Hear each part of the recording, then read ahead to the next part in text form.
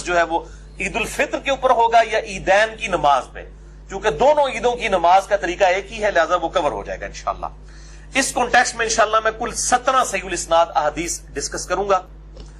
انس بن مالک کہتے ہیں کہ جب ہم لوگ ہجرت کر کے مدینہ آئے، نبی صلی اللہ علیہ وآلہ وسلم جب مدینہ شریف تشریف لائے ہمارے پاس، تو اہل مدینہ 2 دنوں کو جن میں وہ کھیل کود کیا کرتے تھے خوشی کے طور پر منایا کرتے تھے۔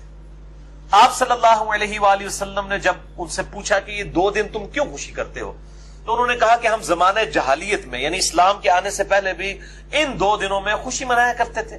تو آپ صلی اللہ علیہ وآلہ وسلم نے فرمایا اللہ تعالیٰ نے تمہیں جاہلیت کے ان 2 ایام کے بدلے میں خوشی کے 2 دن عطا فرما دیے ہیں۔ نمبر 1 یوم الاضحیٰ یعنی 10 ذوالحجہ بڑی عید کا دن، اور نمبر 2 یوم الفطر یعنی 1 شوال چھوٹی عید کا دن۔ یہ 2 خوشی کے دن تمہیں ان جاہلیت کے 2 دنوں کے بدلے میں اللہ تعالیٰ نے عطا فرما دیا الحمدللہ۔ دوسری حدیث ترمذی میں موجود ہے، سنن ابن ماجہ میں بھی، المستدرک للحاکم میں بھی، امام حاکم اور امام ذہبی نے تصحیح کی ہے، مشکات میں 1440 ہے کہ نبی صلی اللہ علیہ وآلہ وسلم جب عید الفطر کے لیے گھر سے نکلتے تو کچھ نہ کچھ کھا کر جایا کرتے، اور عید الاضحیٰ کے دن واپسی پر آ کر کھایا کرتے تھے۔ اور بخاری مسلم میں آتا ہے کہ آپ قربانی کرنے کے بعد اسی کے گوشت کے ساتھ ناشتہ فرمایا کرتے تھے۔ لیکن ظاہر ہے یہ وہی کرے گا جس کا جانور فوراً قربان ہو جائے۔ اب جس کا اب ہونا ہے زور کے بعد یا اگلے دن، تو وہ کہتے ہیں نہیں روزہ رکھنا ہے۔ یہ میں نے مسئلہ نمبر 52 میں بتایا تھا، روزہ کو نہیں رکھنا ہوتا، مثلا ایک مستحب کام ہے، وہ کر لے ثواب، کوئی نہ کرے تو کوئی گناہ والا معاملہ نہیں ہے۔ اسی کانٹیکسٹ میں صحیح بخاری میں ایک اور حدیث ہے، مشکات میں 1433 کہ نبی صلی اللہ علیہ وآلہ وسلم عید الفطر کے دن طاق عدد میں کھجوریں جو ہے وہ کھا کر جایا کرتے تھے، تناول فرما کر۔ یعنی چھوٹی عید کے لیے جانا ہے تو کچھ کھا کر، اور کھا کے کیا جانا ہے، طاق تعداد میں کھجوریں۔ اب طاق میں صرف 3 سے نہیں طاق شروع ہوتا، 1 بھی کھا سکتے ہیں، وہ طاق میں شمار ہوگا، 1 3 5 7 جتنے بھی ہو سکتے ہیں۔ باہر کھجوریں تھوڑی ہو گئے جی طاق ہے، طاق 3 تو نہیں شروع ہوتا، طاق 1 تو شروع ہوتا ہے۔ بخاری مسلم کی حدیث ہے اللہ وطر ہے اور وطر سے محبت فرماتا ہے، یعنی اللہ طاق ہے، وطر عربی میں کہتے ہیں طاق کو، آٹ انگلش میں ہم کہتے ہیں۔ اللہ خود بھی طاق ہے نا، 1 ہے، تو وطر سے محبت فرماتا ہے۔ تیسری حدیث بھی صحیح بخاری سے ہے، مشکات میں 1434 کہ نبی صلی اللہ علیہ وآلہ وسلم عید والے دن راستہ تبدیل فرما کر جایا کرتے تھے۔ اور میں الحمدللہ مجھے جب سے میں نے ہوش سنبھالی ہے، میں اس چیز کا پرٹیکولرلی اہتمام کرتا ہوں، عید والے دن راستہ بدلنے کا۔ اسی کانٹیکسٹ میں ایک اور حدیث ہے، ترمذی میں، سنن ابن ماجہ میں، المستدرک للحاکم میں، امام حاکم اور امام ذہبی دونوں نے تصحیح کی ہے اس کی، مشکات میں 1447 ہے کہ نبی صلی اللہ علیہ وآلہ وسلم جب نماز عید کے لیے تشریف لے جاتے عیدگاہ کی طرف، تو جس راستے سے جایا کرتے واپسی پر اس راستے سے واپس نہیں آتے تھے، کسی دوسرے راستے سے واپس آیا کرتے تھے۔ اچھا بعض لوگ کہتے ہیں نہیں ہمارے گھر سے راستہ ہی ایک جاتا ہے، بھائی چاہے ایک راستہ بھی جاتا ہو، آپ واپسی پہ جب نکلے تو کسی دوسری طرف سے ہو کر پھر اسی راستے سے واپس آ جائیں تو دوسرا راستہ شمار ہو جائے گا۔ آپ دیکھیں اگر کریٹیکلی تو ہر گھر کو 2 راستے ہی جا رہے ہوتے ہیں نا، کسی نہ کسی فارم کے اندر۔ آگے جا کے ظاہر ہے کہ دروازے کا گیٹ تو ایک ہی ہوگا نا، لیکن باہر نکلنے کے بعد تو 2 راستے خود سے اپنی عقل سے بنائے جا سکتے ہیں، سنت پوری کی جا سکتی ہے۔ اسی کانٹیکسٹ میں عبداللہ بن عمر کے بارے میں آتا ہے رضی اللہ تعالیٰ عنہ، الموطا امام مالک میں گولڈن چین کے ساتھ امام نافع بیان کر رہے ہیں اور امام نافع سے امام مالک بیان کر رہے ہیں کہ وہ عید کی نماز کے لیے گھر سے غسل کر کے جایا کرتے تھے۔ تو اجماع ہے امت کا کہ عید والے دن غسل کیا جائے، اور اگر نئے کپڑے ہوں تو وہ پہنے جائیں۔ اور یہ نئے کپڑے پہننا کوئی سنت موقعہ نہیں ہے کہ ضروری نئے کپڑے پہننے۔ میں اکثر کے عیدوں کے اوپر میں عید کپڑے نہیں سلواتا ہوں اور پرانے کپڑے دھو کے پہن لیتا ہوں۔ یہ تو ضروری نہیں کہ ضروری نئے کپڑے ہی پہننے۔ اور کئی لوگ تو ایسے ہیں جنہوں نے سال میں پڑھنی نماز عید کی ہوتی ہے، پورا کلف لا کے جناب مسیدی بڑے ہوتے ہیں، سب تو پہلے انہوں نے فجر اس دن کی نہیں پڑھی ہوئی ہوتی، لیکن نہا دھو کے خوشبو لگا کے ایک سنت نماز، واجب بھی نہیں سنت موقع ہے یہ عید کی نماز، وہ پڑھنے کے لیے بڑے بن ٹھن کے آئے ہوتے ہیں نئے کپڑے پہن کے۔ تو صرف سنتوں پہ عمل نہ کریں، فرائض کے اوپر بھی زور ہونا چاہیے۔ چوتھی حدیث بخاری اور مسلم دونوں میں ہے، مشکات میں 1426 کہ نبی صلی اللہ علیہ وآلہ وسلم عید الفطر اور عید الاضحیٰ کے لیے جب عیدگاہ تشریف لے جاتے تو پہلے نماز پڑھتے۔ یہ ذرا ترتیب اب یاد رکھنی ہے، پھر میں نے ذرا کڑوی باتیں بھی کرنی ہے۔ پہلے ہنسنا شروع کر دیتا ہے. پہلے نماز پڑھتے, پھر لوگوں کو واعظ و نصیحت کرتے, پھر لوگ اپنی صفوں میں بیٹھے رہتے تو آپ صلی اللہ علیہ وسلم ان کے لیے احکامات جاری فرماتے, اور کوئی لشکر روانہ کرنا ہوتا تو اس لشکر کو روانہ کرتے, یا کسی کو کوئی حکم دینا ہوتا تو حکم ارشاد فرماتے, پھر آپ صلی اللہ علیہ وآلہ وسلم گھر تشریف لے آتے. یعنی پوری حدیث کا لب لباب یہ ہے کہ آپ صلی اللہ علیہ وآلہ وسلم جمعے کی روٹین سے ہٹ کے عید والے دن سب سے پہلا کام نماز پڑھانے کا کرتے. بخاری مسلم میں آتا ہے کہ اس دن ممبر بھی نہیں ہوتا تھا آپ صلی اللہ علیہ وسلم کا, سمپل جو ہے وہ عیدگاہ میں جا کے نماز پڑھاتے, سامنے نیزہ رکھ لیا جاتا, گاڑا جاتا سترے کے طور پر, نماز پڑھاتے. نماز پڑھانے کے بعد آپ وہیں پر کھڑے ہو کر بغیر ممبر کے اوپر چڑھے ہوئے وہیں پر کھڑے کھڑے خطبہ ارشاد فرماتے. یعنی خطبہ جو ہے یہ تقریر عید کے دن کی جو ہے یہ نماز کے بعد ہے. جمعے والے دن جو خطبہ ہے وہ نماز سے پہلے ہے. تو یہ جو بدعت ہے نا, عید کی نماز کے بعد جو خطبہ تھا اس کو پہلے شروع کرنا, یہ گل وچ کوئی اور ہے. اے انفیوں تے لوگ گرے دن یار انفیوں نے دیکھیں وہ پہلے تقریر شروع کر دی ہے جی, وہ خطبہ تو عید کا بعد میں ہونا چاہیے. اور پائی انفیوں کا کوئی قصور نہیں ہے, یہ تو مامے اور قصور ہے جنہوں نے دین نو بدلیا ہے. وہ مامو جی کا تعارف میں انشاءاللہ بعد میں کرواتا ہوں. 5ویں حدیث صحیح مسلم سے ہے, مشکات میں اس کا نمبر ہے 1427. سیدنا جابر بن سمرہ کہتے ہیں کہ میں نے نبی صلی اللہ علیہ وآلہ وسلم کے ساتھ عیدین کی نمازیں کئی بار پڑھی ہیں, عید الفطر بھی اور عید الاضحیٰ بھی, اور ان نمازوں میں نہ اذان ہوتی تھی نہ اقامت ہوتی تھی. حالانکہ جماعت کے ساتھ نماز پڑھی جا رہی ہے لیکن اذان اور اقامت نہیں ہے. تو اذان کوئی گناہ کا کام تو نہیں. میں اپنے بریلویوں سے, دیوبندی بھائیوں سے جو کہتے ہیں جی وہ ہم کوئی اگر کام نیکی کا کرتے ہیں, اگر فرض نماز کے بعد اجتماعی دعا کرتے ہیں تو گناہ کا کام تو نہیں ہے, اگر ہم جنازے کے بعد دعا مانگ لیتے ہیں تو گناہ کا کام تو نہیں ہے. تو میں ان کو پھر یہ الزامی جواب کے طور پر کہتا ہوں کہ عید کی نماز سے پہلے اگر کوئی اذان دے لے تو گناہ کا کام تو نہیں ہے. تو کہتے ہیں نہیں ثابت نہیں ہے. ثابت نہ ہوا تو کیا ہوا, ہے تو ثواب ہی کا کام. تو یہ الزامی جواب ہے. ضروری نہیں کہ جو چیز ثابت نہیں ہے اور وہ ثواب کا کام ہے تو اس کو دین میں داخل کر دیا جائے, نہیں. یہ معاملات دنیاوی معاملات میں ہیں, وہاں دیکھا جائے گا کہ ممانعت نہیں ہے تو آپ کر لیں. دین کے اندر من احدث فی امرنا ھذا فہو رد, جس نے ہمارے دین کے اندر کوئی چیز داخل کر دی. یہ قالین دین میں داخل نہیں ہے, ہوائی جہاز میں سفر دین میں داخل نہیں ہے. اور اتاری صاحب دھوکے دے دینے. مسئلہ نمبر 75B میرا ریکارڈڈ موجود ہے, بدعت سے متعلق 5 شبہات کا ازالہ, جسے شوق ہو تو وہ دیکھ سکتا ہے. 6ٹھی حدیث بھی بخاری اور مسلم دونوں میں ہے, مشکات میں 1429. ابن عباس کہتے ہیں جب ان سے پوچھا گیا کہ آپ صلی اللہ علیہ وآلہ وسلم کے ساتھ آپ نے عید پڑھی ہے, تو انہوں نے کہا ہاں بالکل پڑھی ہے. آپ صلی اللہ علیہ وآلہ وسلم عید کی نماز پڑھانے کے لیے تشریف لاتے ہیں تو سب سے پہلے نماز پڑھاتے ہیں. اس سارے پوچھتے پہ نا بزرگوں کو لوگ کہ جی دسو نماز پڑھی تھے کنج پڑھ دے, ایک گل وچ کوئی اور ہے بھائی.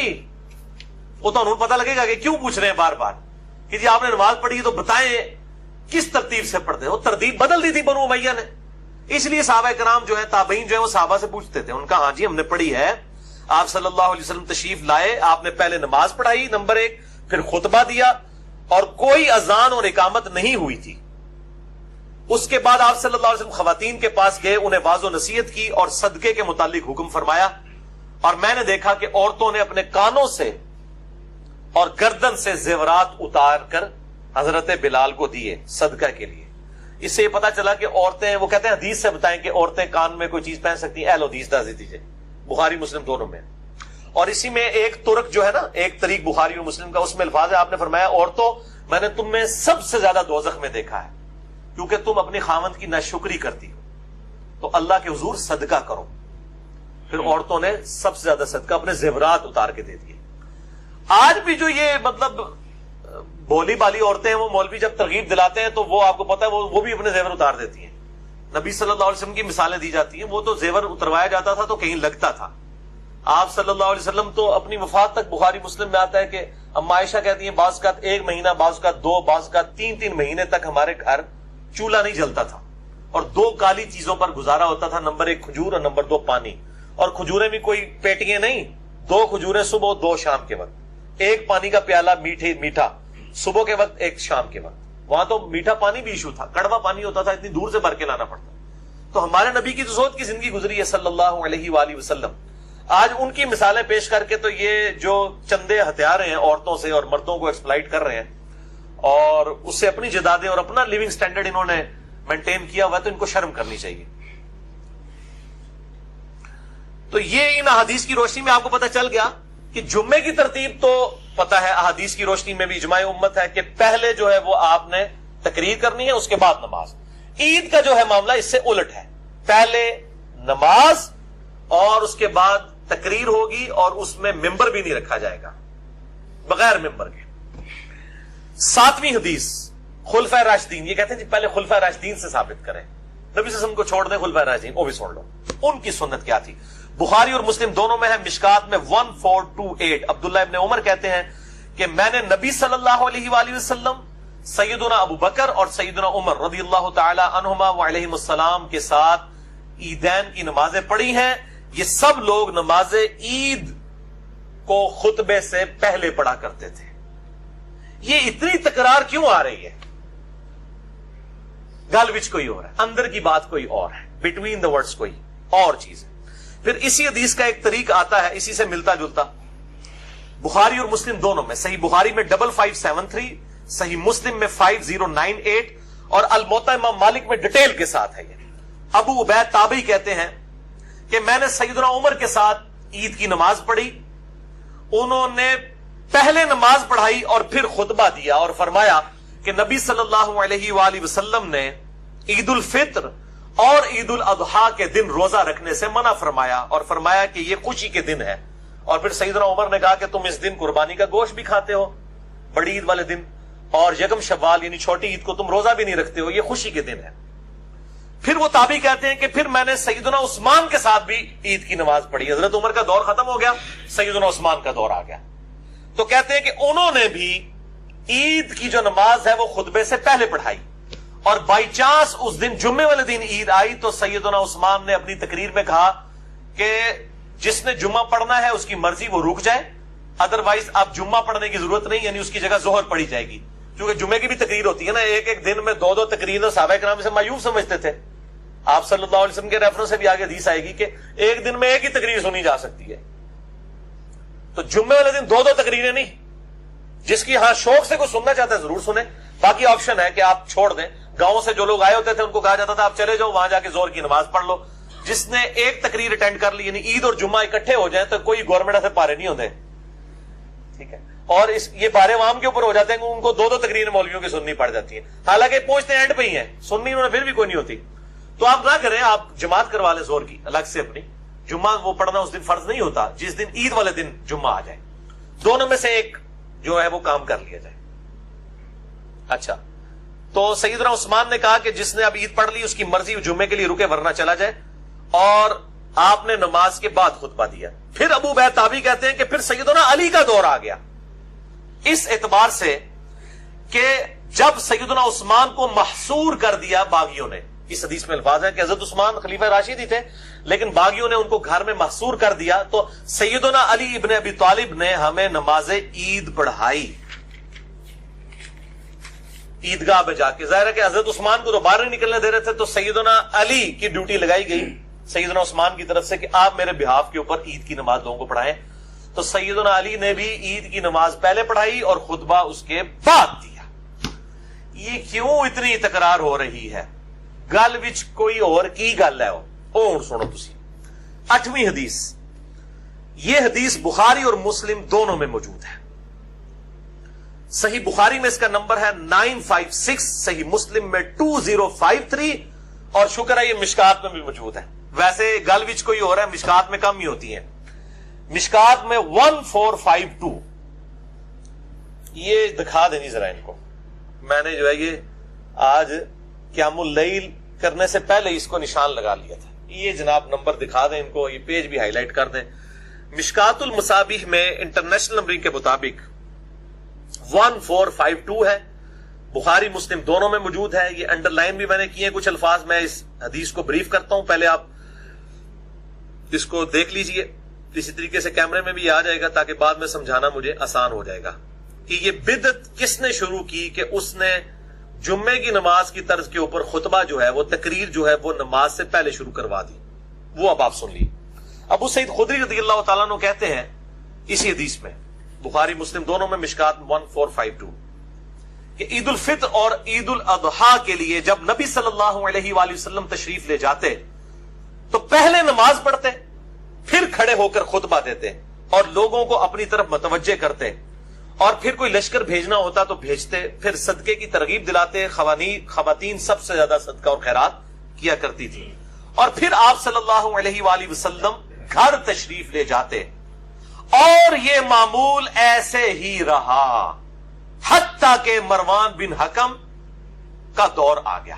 مروان بن حکم اسی مدینہ شریف میں جہاں ابو سعید خدری رہتے تھے، یہ مکے اور مدینے یعنی حجاز کا گورنر بنایا گیا تھا حضرت معاویہ کی طرف سے رضی اللہ تعالیٰ عنہ.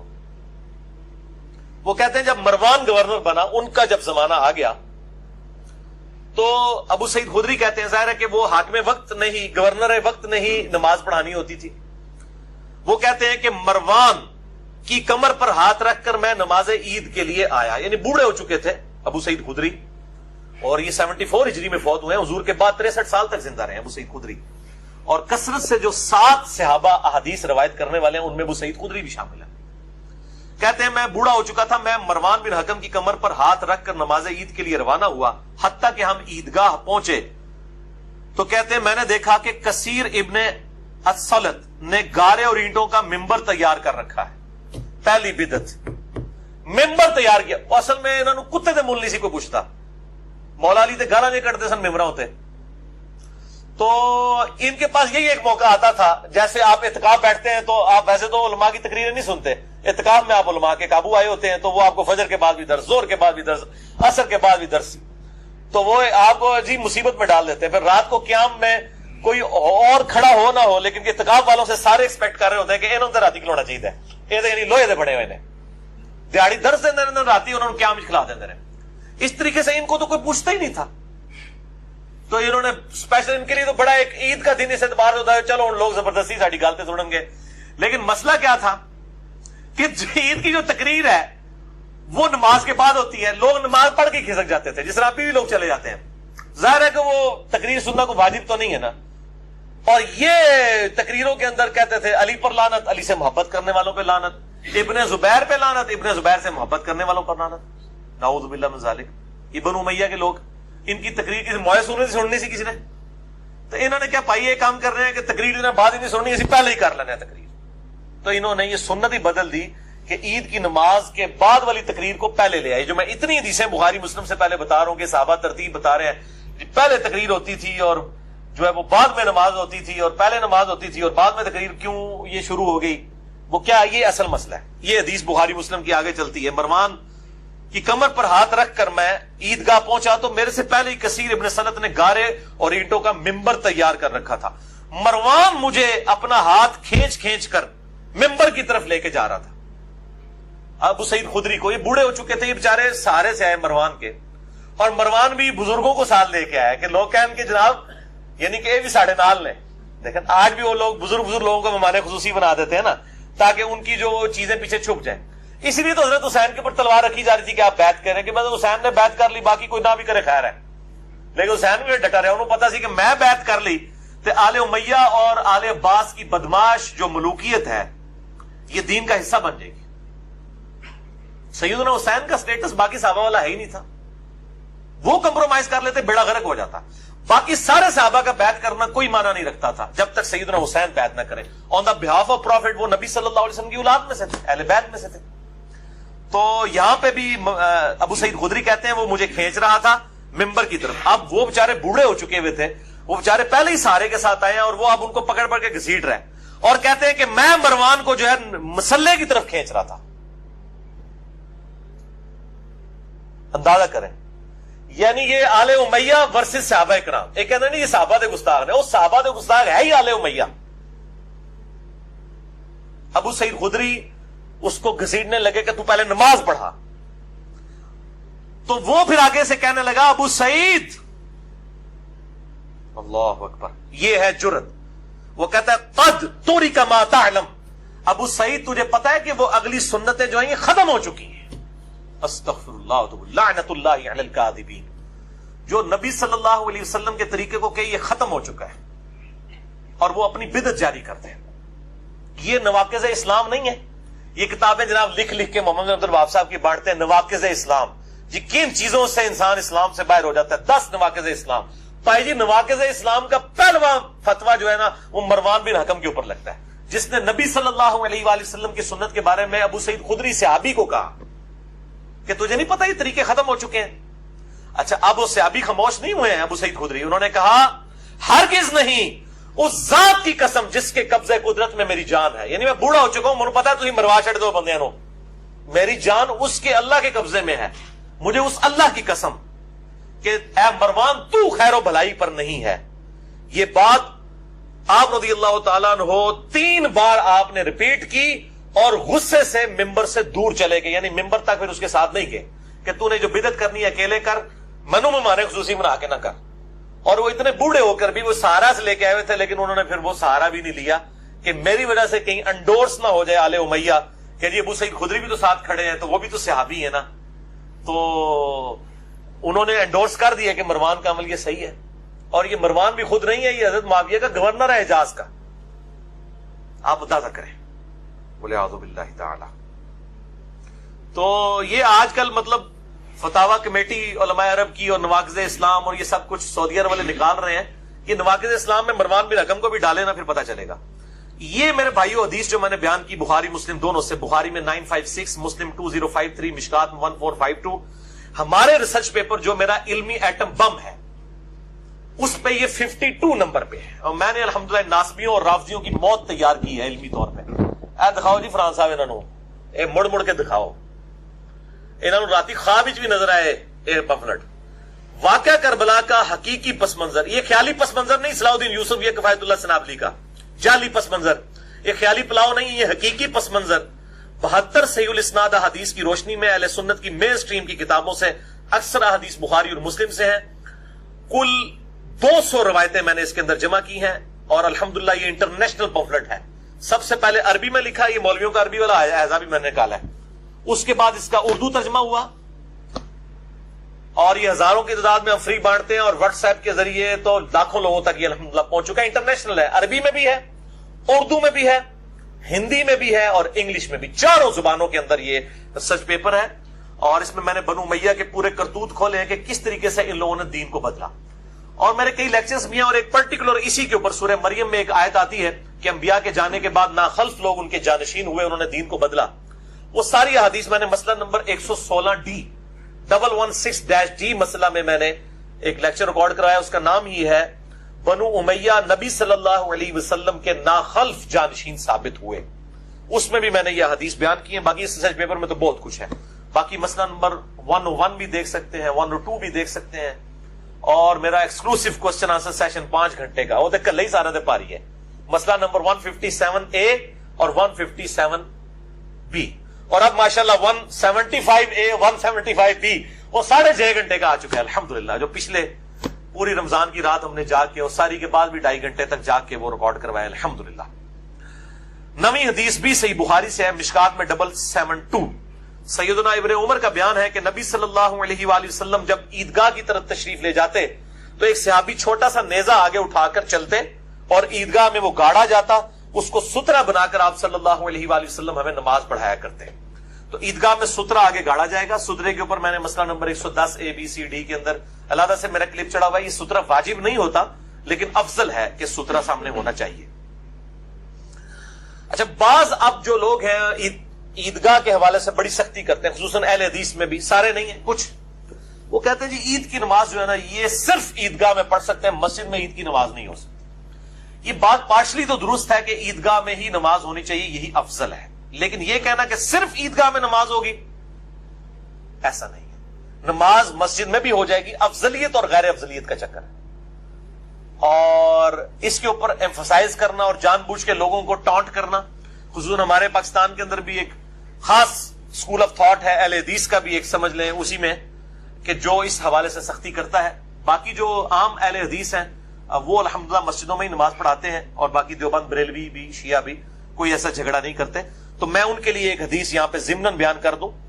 السنن الکبریٰ امام بیہقی کی کتاب میں جلد 3 صفحہ 310 پہ انٹرنیشنل نمبر کے مطابق 6052 مکتبۃ الشاملہ کے مطابق سیدنا عمر نے خطبہ دیا لوگوں کو اور کہا، لوگوں، بے شک نبی صلی اللہ علیہ وآلہ وسلم لوگوں کو عیدگاہ لے جا کر نماز پڑھایا کرتے تھے، اور یہ بات زیادہ آسان اور وسعت والی بھی تھی، اور وہ لوگ مسجد میں سما بھی نہیں سکتے تھے، پس اگر بارش ہو تو مسجد میں نماز عید پڑھ لو، یہ زیادہ آسان ہے۔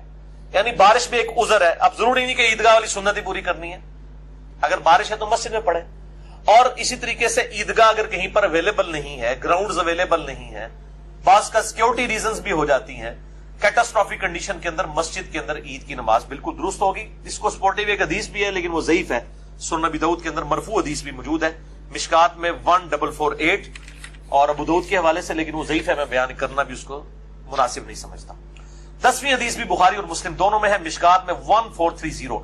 ابن عباس رضی اللہ تعالیٰ عنہ کہتے ہیں کہ نبی صلی اللہ علیہ وآلہ وسلم نے عید الفطر کی 2 رکعت نماز پڑھائی اور اس سے پہلے اور بعد میں کوئی نماز نہیں پڑھی۔ یعنی نماز عید سے پہلے 2 رکعت تحیۃ الوضو یا تحیۃ المسجد نہیں پڑھ سکتے، عید کی نماز کا پروٹوکول ہے، عید سے پہلے بھی کوئی نماز نہیں پڑھ سکتے، بعد بھی کوئی نماز، اس دن اشراق کی نماز بھی نہ پڑھے، چاش بھی نہ پڑھے، وہ نماز عید خود بخود ایکویلنٹ بن گئی اس کی۔ جیسا کہ رمضان سے کنزیکٹو پہلے شعبان کے آخری دنوں میں روزہ رکھنا منع ہے تاکہ رمضان کا پروٹوکول رہے، عید کا پروٹوکول یہ ہے کہ عید والے دن اس اشراق کے ٹائم کے اندر آپ جو ہے وہ کوئی اور نماز نہیں پڑھیں گے سوائے عید کی نماز کے۔ اچھا، اور یہ عید کی نماز کے ٹائم کے اوپر بھی اجماع ہے کہ یہ زوال آفتاب سے پہلے پہلے رہے گا، جو مکروہ وقت شروع ہوتا ہے اس کے بعد زوال آفتاب یعنی ابتدائی ظہر ہو جاتی ہے، اس سے پہلے پہلے آپ نے عید کی نماز کو پڑھ لینا، نہیں اشراق اور چاش کے وقت کے اندر عید کی نماز پڑھنا سنت ہے۔ 11ویں حدیث جامعہ ترمذی سنن ابن ماجہ میں ہے، صحیح سند کے ساتھ سنن ابی داؤد کے اندر ہے 1151، مشکات میں 1441 ہے، مشکات والی سند ضعیف ہے لیکن اس کے فٹ پہ شیخ زبیر صاحب نے ابو داؤد 1151 کا حوالہ دیا ہے کہ نبی صلی اللہ علیہ وسلم نے نماز عیدین میں پہلی رکعت میں قرات کرنے سے پہلے 7 تکبیرات اور دوسری میں قرات سے پہلے 5 تکبیرات کہیں۔ یہ 6 تکبیرات کوئی ثابت نہیں، یہ 12 تکبیرات ہیں۔ 12 ہم تو 6 کے اوپر بھی خوش ہیں، چلو کسی بہانے رفع الیدین کرتے تو ہر سال بعد نہ انہیں پیچھے پڑھ بھی لیا کرو۔ بعض لوگ پوچھتے ہیں انفیوں کے پیچھے پڑھ لیں اور کوئی آپشن نہیں، پڑھ لیا کرو جناب۔ اور وہ جو 6 کر رہے ہیں نا، 6 دفعہ چلو رفع الیدین کرتے ہیں، کم از کم وہ خود شرم تو محسوس کریں گے، جو کہتے ہیں جی بت رکھ کے آتے تھے اس لیے رفع الیدین ہوتا تھا، اب ان بے شرموں کو پتا چلے گا عید والے دن تم نے بھی بت رکھے ہوئے ہیں۔ اور دوسری طرف سلفی ضد میں آئے ہوئے ہیں، وہ کہتے ہیں جی عید کا جو رفع الیدین ہے یہ نہ بھی کرو خیر ہے، انہوں نے کہا تسی کرتے ہو تو پوچھ لیتے ہیں۔ ہاں شیخ البانی کا فتویٰ ہے، وہ کہتے ہیں جی عید اور جنازے کی تکبیرات کے ساتھ رفع الیدین کوئی نہیں۔ اور یہاں بھی ایک مولانا صاحب عید سے پہلے کہہ رہے تھے آج کوئی نہ بھی کرے خیر ہے، کیوں بلکہ ان کا بس چلے نا یہ عید والا رفع الیدین ختم کرا دیں کہ چونکہ انفی کر رہے ہیں اس لیے ختم کرو، انہوں نے کیوں کیتا ہے؟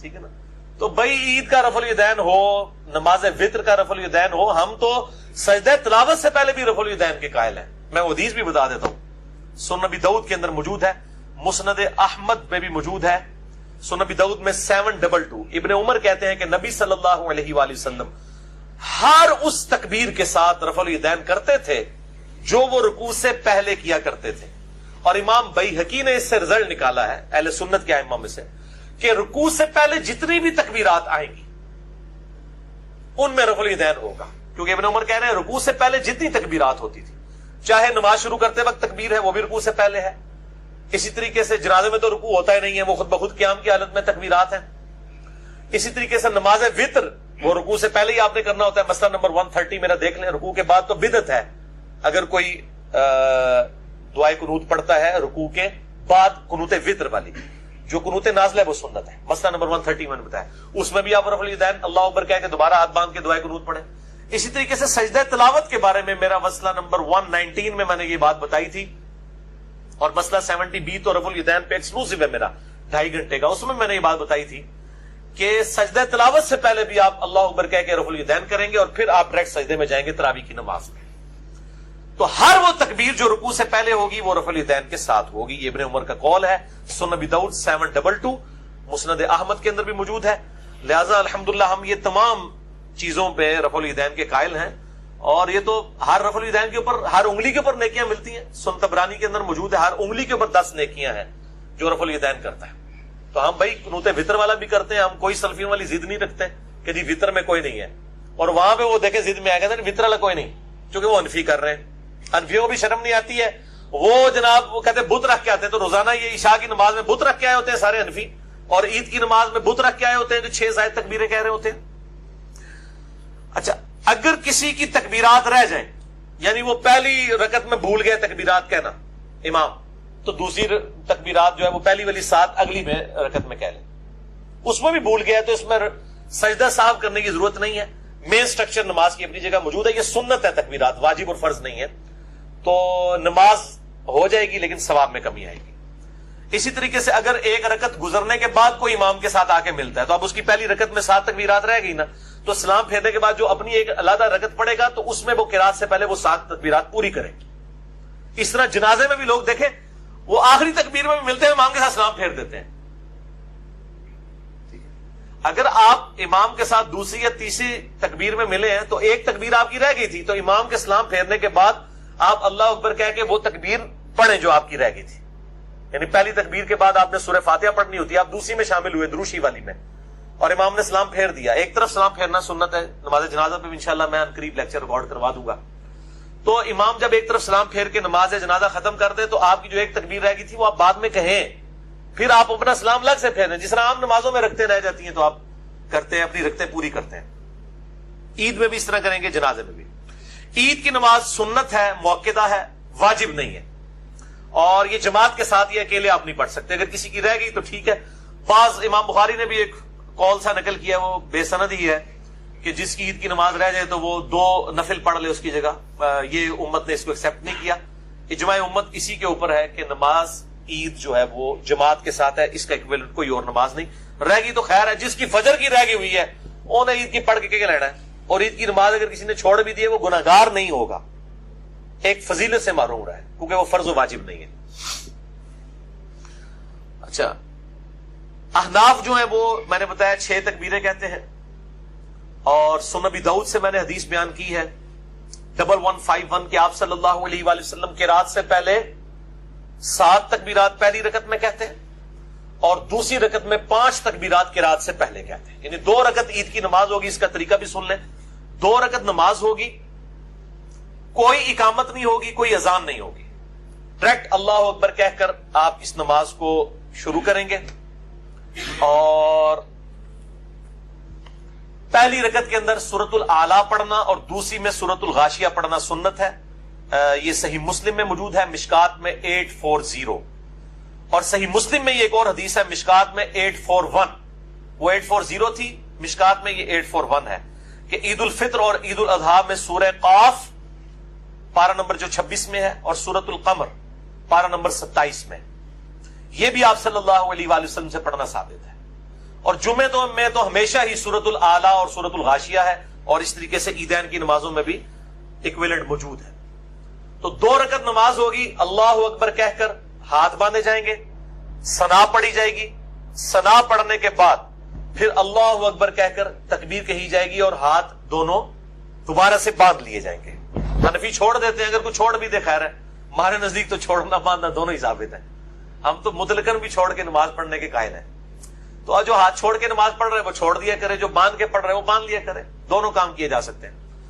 پھر دوسری تکبیر کے بعد بھی اللہ اکبر, اور اس میں امام کو چاہیے اتنا لمبا اللہ اکبر نہ کہ وہ اتنا لمبا اللہ اکبر کہتے ہیں کہ مقتدی پہلے ہی اللہ اکبر کہہ دیتے ہیں. ان کی نماز اگر پہلی والی تکبیر تھی نا نماز شروع, وہ تو نماز شروع ہی نہیں ہوئی.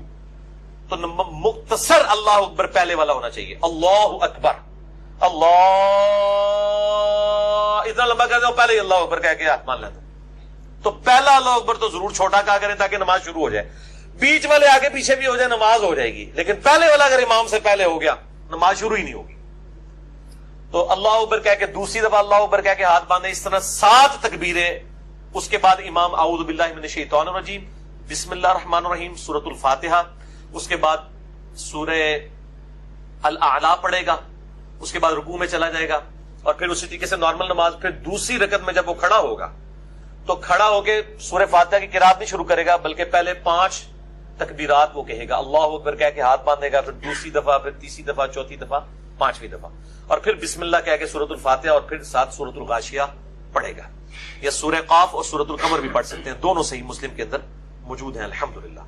یہ نماز عیدین کا طریقہ ہے، اور عید الفطر اور عید الاضحیٰ دونوں کے لیے یہ طریقہ ہے. اب آ جائیں آپ نماز عیدین کے طریقے، تو وہ تو ہوتی 2 رکعت ہے، چاہے وہ عید الاضحیٰ ہو یا عید الفطر ہو، 2 رکعتیں ہوتی ہیں اور اس میں 12 تکبیرات ہوتی ہیں، جو ابو داؤد کے اندر حدیث موجود ہے، الموطا امام مالک کے اندر موجود ہے کہ 7 تکبیرات سورۃ الفاتحہ سے پہلے پہلی رکعت میں، اور 5 تکبیرات سورۃ الفاتحہ سے پہلے دوسری رکعت.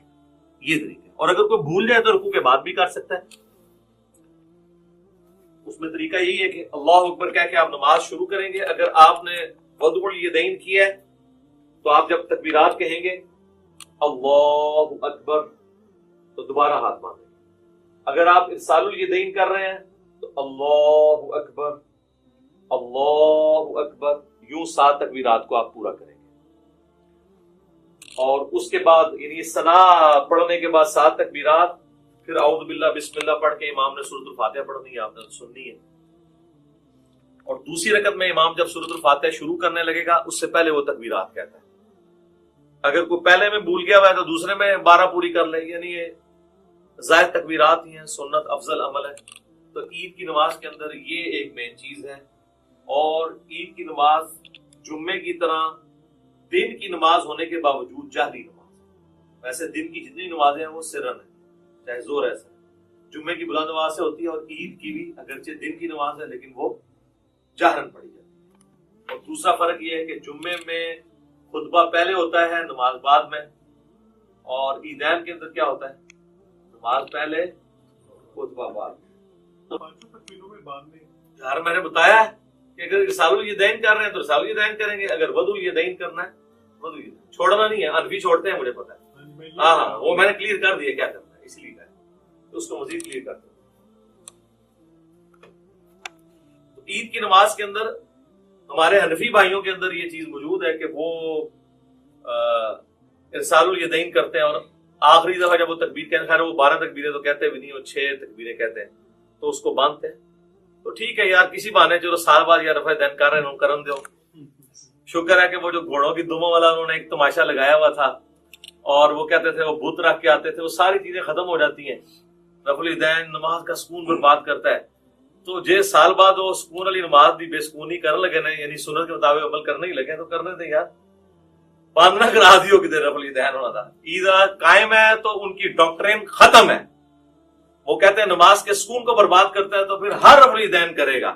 وہ کہتے ہیں بس پہلا ٹھیک ہے، اس کے بعد جو ہے وہ برباد کرتا ہے. تو وہ قنوت وتر والا بھی رفع الیدین کرتے ہیں، ان کو کرنے تھے، ہم بھی کرتے ہیں.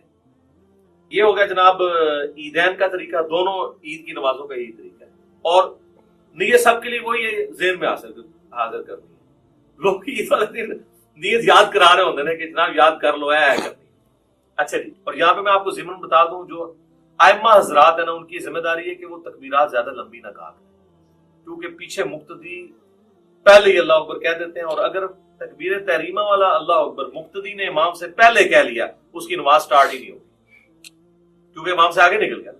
درمیان والی جو انتقال والی تکبیرات ہیں وہ تو آگے پیچھے ہو سکتی ہیں اس میں، لیکن پہلی تکبیر اگر امام سے پہلے. اب کئی امام جنازے میں، عیدین میں، عام نمازوں میں تو نہیں، زیادہ جنازے میں ہوتا ہے، وہ کرتے ہیں اللہ اکبر. اب نیچے جو بیچارہ شروع کرتا ہے، عیدین میں بھی دیکھا ہے لوگ شروع کرتے ہیں تو وہ اکبر ختم نہیں ہوتا، وہ پہلے ہاتھ باندھ دیتے ہیں یا ہاتھ چھوڑ دیتے ہیں. تو میں تو انتظار کرتا ہوں جب وہ اکبر کے رواں پہ پہنچتا ہے نا نماز عید میں یا نماز جنازہ میں، تو پھر میں اللہ اکبر سے. تو یہ آپ ٹرین کریں تو بہتر یہ کہ آپ مختصر اس کو کریں، اتنا لمبا نہ کریں کہ پیچھے لوگوں کے سانس ٹوٹ جائیں، یا ان کو ایجوکیٹ کریں. اتنا لمبا کرنے کی ضرورت کیا ہے؟ یہ تو ضرورت تھی اس وقت جب سپیکر نہیں تھے، تو پیچھے تک آواز پہنچانے کے لیے کہ چلو آ ہی جائے کسی کو آواز. تو اب تو ضرورت نہیں ہے. اللہ اکبر سپیکر میں اتنے ماشاءاللہ موجود ہے. اور کوئی چیز اس حوالے سے جو اس کے پوسچرز طریقے کے اعتبار سے آتی ہے؟ جی سنت ہے، جنازے میں بھی ہر تکبیر کے اوپر رفع الیدین کرنا یہ بھی سنت ہے. نماز عیدین میں بھی ہر تکبیر کے اوپر رفع الیدین کرنا سنت ہے. ابو داؤد میں واضح حدیث ہے, مسند احمد میں موجود ہے. عبداللہ بن عمر کہتے ہیں کہ قیام کی حالت میں نبی علیہ السلام جب بھی تکبیر کہتے تھے تو اپنے ہاتھوں کو بلند کرتے تھے. تو یہ جنرل ہے. شیخ البانی کا یہ موقف ہے کہ جنازے میں عیدین میں چھوڑ بھی سکتے ہیں, اور یہاں پہ بھی جو البانی صاحب کے فالوور ہیں وہ عید کے خطبے میں کہہ رہے ہوتے ہیں چھوڑ بھی دیتے ہوں. میں خدا دا ناج حرفی سال بعد کرنے لگے جو وہ بھی چھڑان لگے ہو. کیوں اس طرح کی باتیں بتاتے ہیں جو سند سے ثابت ہی نہیں ہے. یہ بالکل غلط ہے. رفع الیدین تو الموجم الکبیر طبرانی پہ ہے کہ رفع الیدین کرنے پہ ہر انگلی کے عوض آپ کو 10 نیکیاں ملتی ہیں. تو اسی لیے تو ہم قنوت بطر سے پہلے بھی رفع الیدین کرتے ہیں تاکہ ہم یہ نیکیاں ظاہر نہ کریں. تو یہ آپ 10 انگلی ہیں تو 10 ضرب 10 کر لیں. تو رفع الیدین کریں جی, بطر میں بھی کریں, عام حالت میں بھی کریں, جتنا آپ کر سکتے ہیں کریں. اب تو اللہ کا فضل ہے کہ رفع الیدین کی ایکسیپٹنس آ گئی ہے. کوئی مسجد ایسی نہیں ہے جہاں پہ آپ کو آمین اونچی کہنے والے رفع الیدین والے نہ ملیں. انقلاب تو آیا ہے نا جی, صدا تو جھوم رہی ہے طرف سے کہ نہ میں وابی نہ میں بابی, میں